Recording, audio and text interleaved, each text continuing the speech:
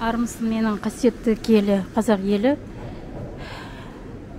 Қалдарыңыз қалай? Барлығы жақсы ма? Мен Атамекен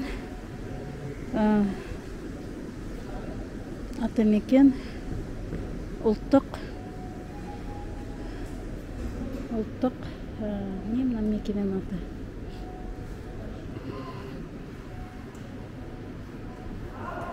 Қазақстан Республикасының ұлттық кәсіпкерлер палатасы. Осыған келіп отырмын. Мыңдаған адам маған қоңырау шалып көмек сұрап жатыр. Саламатсыз ба? Мен блогермін, азаматтық белсендімін. Сейдахметова Зубайда. Маған жан-жақтан кәсіпкер, маған қандай разрешение керек? Маған жауапты адам керек. Жауап беретін. Жан-жақты Қазақстан бойынша өзімді түсіріп жатырмын. Маған осы кәсіпкерлерге жауап беретін бір жауапты адам керек. Қазақстан бойынша кәсіпкерлер зардап шегіп жатыр. Арыста, Таразда жарылыс болды ғой. Қойма жарылды. Қару-жарақ қоймасы. Сол кәсіпкерлерді мекемелер сол қалпы жөнделмеген, Атамекеннен ақша бөлінбеген, бөлінсе де берілмеген. Әлі сол қалпы қиралып жатыр.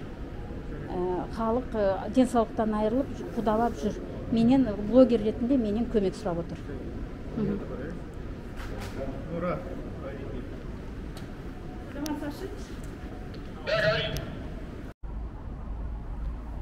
Ал қасиетті киелі батыр халқым, мен кәсіпкерлердің мәселесін көтеруге Қазақстан Республикасының ұлттық кәсіпкерлер палатасына келіп, бір азаматпен сөйлестім. Қазір ары қарай көріңіздер аты жөнін. Ал сонымен мен халқым, мен Атамекен ұлттық кәсіпкерлер палатасына келіп отырмын. Сіздің аты жөніңіз кім? Мен ұлттық кәсіпкерлер палатасының аппарат басшысымын. Смағұлов Ахмет есімім болады. Иә. Енді мен біріншіден блогермін, екіншіден азаматтық белсенді саяси тұтқынмын. Саяси тұтқын, иә. Енді мынау қазақтар қырылды, атылды, өлді, босқа қан төгілді қазақтың сен сияқты балалардың. Жылап еңіреумен болдым мен. Енді қазақтарға көмектесуге шықтым. Ал енді қазақтар көріп жатқан қандай зардап шегіп жатыр. Мына Арыста мен көп нәрсені мына кәсіпкерлік жағынан түсінбеймін. Ал енді мына қараңыз, бірақ оқып берейін. Аты жөнін атамайым, тұрған жерін айтпайым. 2019 жылы Түркістан облысында төтенше жарылыс болды. Жауапкершілікті Атамекен кәсіпкерлер палатасы алған ішінен. Менің Атамекен Ләззат Шыңғыспаева, жазып алыңыз, Ләззат Шыңғыспаева, Түркістан облысы бойынша. Түркістан облысы Ләззат Шыңғыспаева. Қаражат кәсіпкерлерге аударған арада 2 өтті, бірнеше кәсіпкерлерге қаражатын аудармаған. Және қашып, телефоны көтермей жатыр. Облыс әкімге бірнеше рет бардық, Шөкеевке тағдырымызды шешпейді. Арыс қаласынан әкімге өтірік сөздермен шығарып салады дейді. Енді голосовойын не айтты?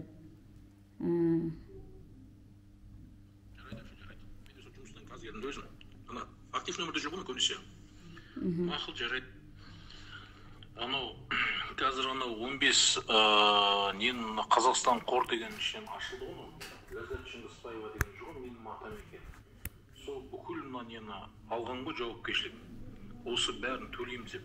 416 ғимаратқа төретті, қазір 60-тан кәсіпкерлер әлі осы ғимараттар қирап, бір қаражатын аламай жатыр жоқ. Біз жазбаған жеріміз қалмады, бармаған жерім қалмады мен. Президентский аппаратқа дер барып келдім мен. Осы 26 июнь айында. Сыбайлас жемқорлыққа да бардым. Вообще шаршап жүрді ғой бұлардың бәрі. Арыз жазып жатырмын, қоймай жатырмын. Бір шаршап кеттім бұлар. Жаңағыдай қаражатта ақша жоқ дейді. Шөкеев деген бір бастық бар бізде ауылда мына. Şimdi Түркістан облысында адамды сыйламайды бұл. Өте бір өзім бір туысқанын әкеп қойды мына жерге. Рахим қылып. Ол вообще аузына келген сөзін айтады. Білмеймін мен, президент көрмейді ма бұны, не екен бұлардың істеп отқан тірліктері. Сол Астанадағы өткен жол біз ана бір видеоға өсіп шығарғанбыз. Ұрлап жегіп кетті деп сөйтіп шығарған еді, қасындағының бәрін қамап тастады ғой бәрін. Ұрлап жегіп кетті, сот болып жәндегідей.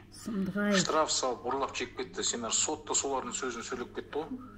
Содан кейін бізге айтты да былай, ләж осындай қылып сұрасаңдаршы деді. Содан кейін ғой біз сөйтіп сұрап отқан. Шаршап кеттік былай айтқанда.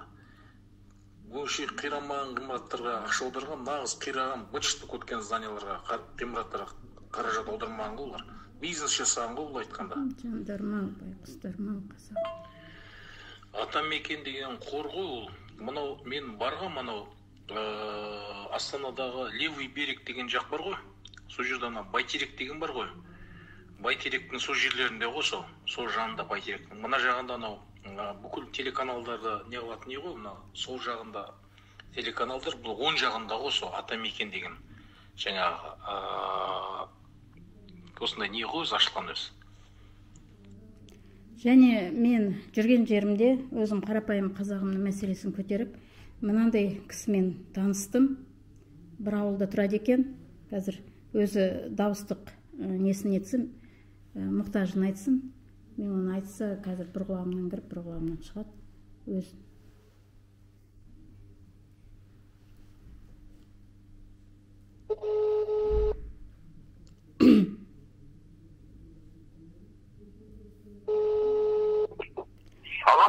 Атында атама, өзінің мұқтажында айт, мен бір бастықтың кабинетінде отырмын. Ал, айт. Мен мынау не бір кәсіпашайын мен өзім сол жерім бар еді.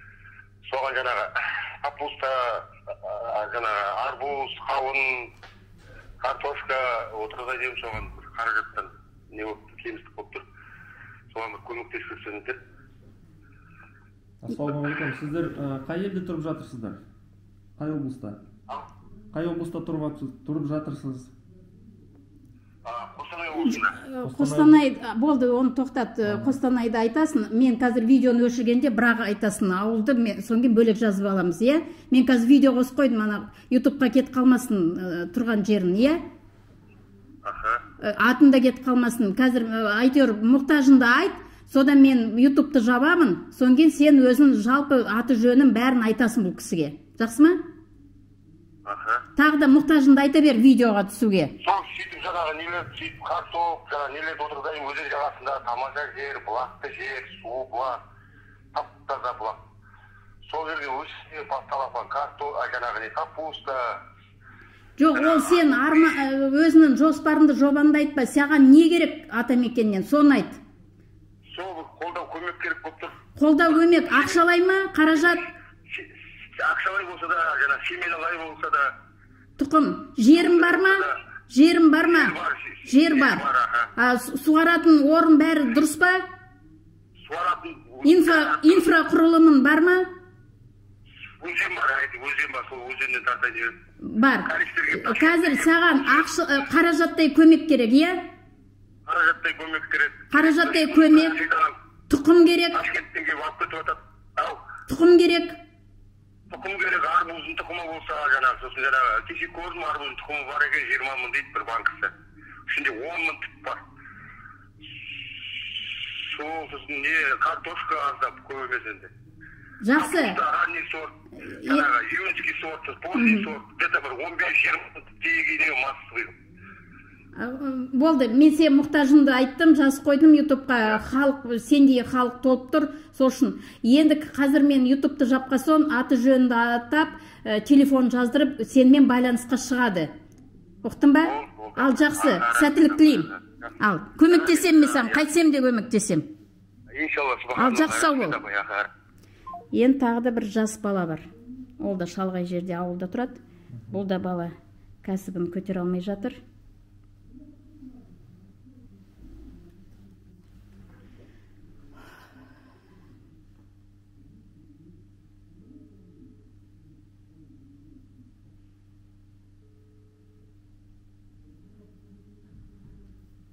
Естімей жатыр әншейінде бірден ала қойып.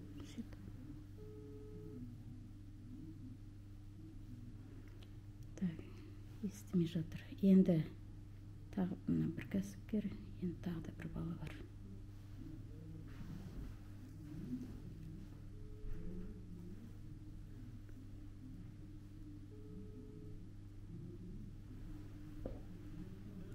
Ал, амансың ба? Аха. Жақсы. Мен қазір кәсіпкерлердің мәселесін көтеріп жатырмын, ауылдың мәселесін көтеріп жатырмын. Сен өзің енді жұмыстан шықтың денсаулығың бойынша.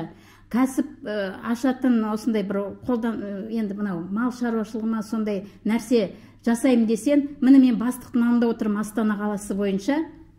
Мынау Атамекен кәсіпкерлер палатасы. Иә? Соған, саған қандай ауылына, қандай мұқтажсың, соны айт, менің ютубыма айтып қал. Сонген жеке сен телефонды берем, ютубымды жабам, сен телефонды, аты жөнді беремін, саған Атамекен көмектесет, қаражат берет. Ауылында кәсіп ашасын, мал қарайсың ба, жеміс-жидек өзің білесің, қазір мұқтажыңды айт, дауыстап. Ал, атыңды атама. Саламатсыз ба, ассалаумағалейкум. Айта беріңіз. Алло, ассалаумағалейкум. Уалейкум ассалам, айта беріңіз. Біз енді мен мұнда денсаулығым жоқ та, ондай жұмысқа негізі охранада істеп жүргенмін ғой, қазір вообще денсаулық болмай жүр. Кішігірім тауықпен айналыссақ, біз қаланың ішінде ауылдың енді біз Қарасайға қараймыз ғой, енді Қарасай Елтай поселокке. Сол жақтан бір тауық па, бірдеңе ашып, өзімнің кішкене денсаулығыма байланысты, жағдайыма байланысты соны бір әрекет қылып не қылсақ па деп отырмын да, жолдарын таппаймын. Тәтем, мен тәтеммен өткенде ақылдасқан бір келді, Астанаға баратын жағдайым да жоқ қазір. Жаным, айналайын. Не, мұқтажыңды айт, қазір әйтеуір мен сенің даусын жазып алдым. Иә? Алло. Қазір мен ютубты жабамын, сонген бөлек сен телефонды берем, аты жөніңді бәрін берем, сенмен байланысқа шығады. Алло, сон, сәттілік тілеймін енді. Жақсы ма? Ал. Жақсы, болды. Ал, әзірше мына тағы да жас бала көтермей тұр. Жас бала, бірақ оның несі бар, YouTube видеосы бар, өзі сол видеодан көресіз. Сол айналайын. Мына қазаққа көмектесу керек. Назарбаев міне қазақ ауылының несін шырқын бұзды. Барлық ауылды. Мен анам жылап қалған кезінде марқұм мейман болсын, жатқан жер жанатта болсын. Бізде Қызылағашта үлкен керемет көне завод болған. Қараторғай деген ат бірінші орын алған ылғи өмір. Соны неден Шымкенттен Амангелдинов деген келіп, сол Қараторғайды сатып жіберіп, сол ауылдағы адамдарды алдап, өтірік қар деп тұрмай, қант беріп, шіріген алма алып келіп Шымкенттен, оны қойдың бәрін айырбастап Шымкентке тасыған. Сондай міне биліктің істемегені қалмады ғой, істемегені қалмады. Енді зардап шеккен қазақтың азаматтары барлықтарын есілдерді ауылды көтеру, ешкім барып маған бер деп, ешкім бер деуге де болады. Шейх қой, әр қазақтың азаматы бір шейх Дубайдағы. Бірақ оны байқұс жасап тастаған кім? Назарбаев пен Тоқаев. Назарбаев жасады, Тоқаев енді отыр ғой. Содан мына мен спецприемникта отырдым былтыр, кітап қолыма тиді.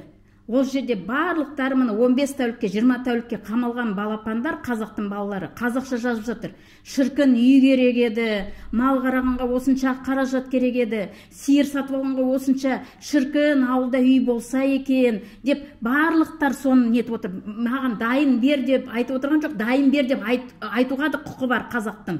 Бай халықпыз. Әр адам айына $100,000 алып, шіреніп, шырқап жатуға болатын еді. Ал біздің қазақтар тоз болып, ана жерде неде тұлпардың алдында тонып нетіп отыр. Сол. Ал, құрметті халқым, мен енді осы жігітпен бөлек әрқайсының аты жөнін атап, телефонын беріп, кәдімгідей көмек үшін береміз осы азаматтарға. Маған байланысқа шығыңдар. Мен бұл қазақ елінің деңгейін көтеріп, егер де бірден Тоқаев көтергісі келмесе, бірден осай көтереміз.